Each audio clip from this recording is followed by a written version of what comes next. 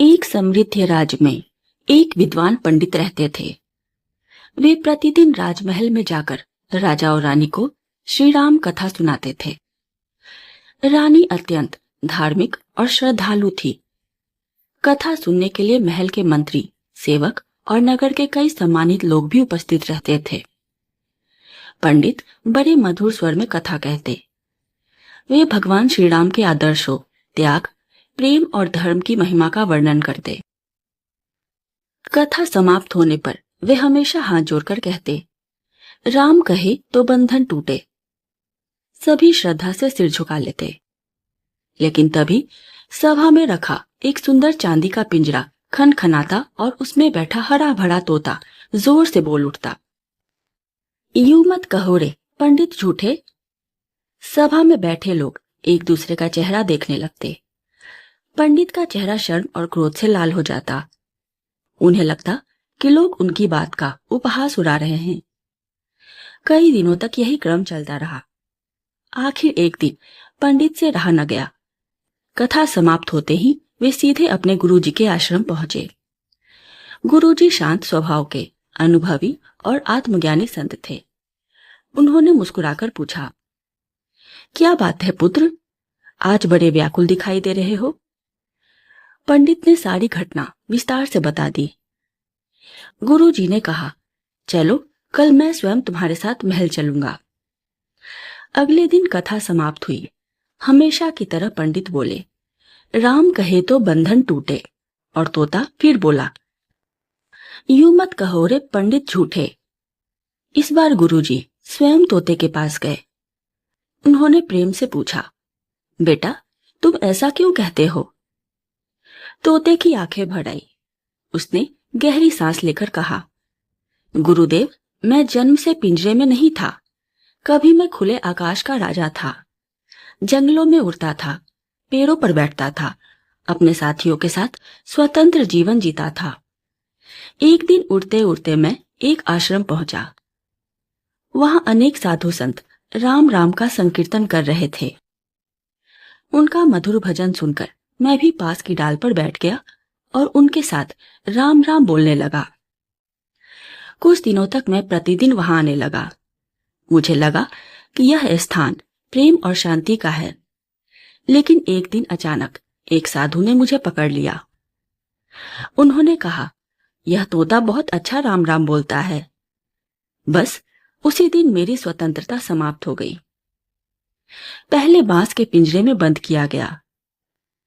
फिर मुझे कुछ श्लोक और मंत्र रटाए गए। आश्रम में आने वाले लोग मेरी बोली सुनकर प्रसन्न होते। कुछ समय बाद एक धनी सेठ आया। उसने संत को धन देकर मुझे खरीद लिया। अब मेरा पिंजरा बांस का नहीं, चांदी का था।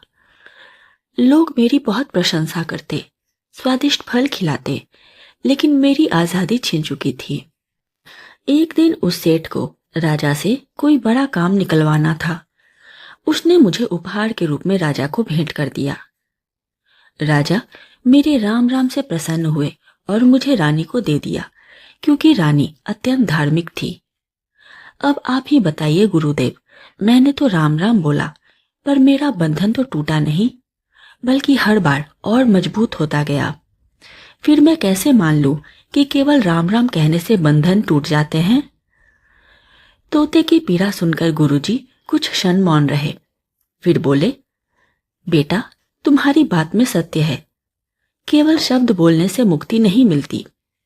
सही मार्गदर्शन और सही समय पर सही उपाय भी आवश्यक है।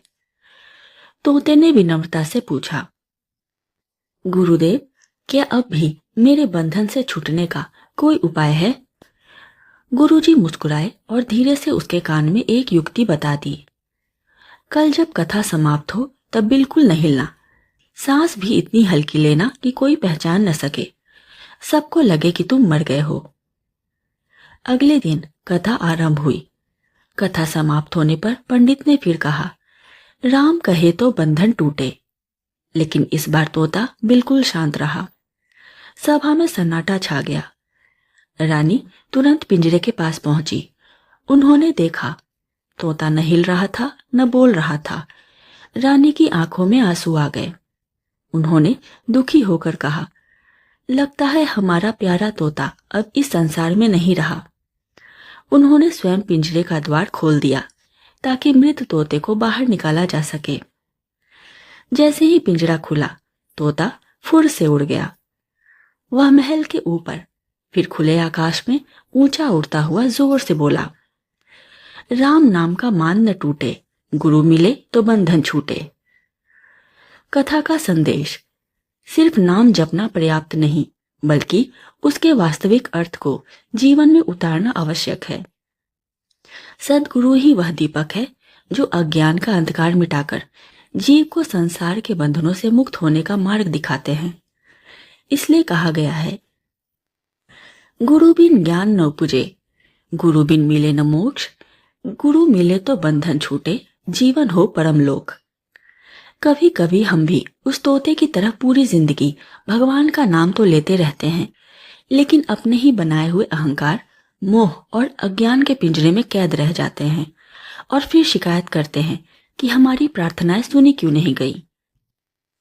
शायद इसलिए भगवान से पहले जीवन में एक सच्चे गुरु का मिलना आवश्यक कहा गया है, क्योंकि गुरु केवल मंत्र नहीं देते, वे बंधनों से मुक्त होने का मार्ग दिखाते हैं। यदि आज की इस कथा ने आपके हृदय में एक भी नया विचार जगाया हो, तो इसे अपने तक सीमित मत रखिए। इसे उन लोगों तक भी पहुंचाइए जिन्हें इसकी सबसे अधिक आवश्यकता है। ऐसे ही आत्मा को स्पर्श करने वाली कथाओं के लिए चैनल से जुड़े रहिए। धन्यवाद।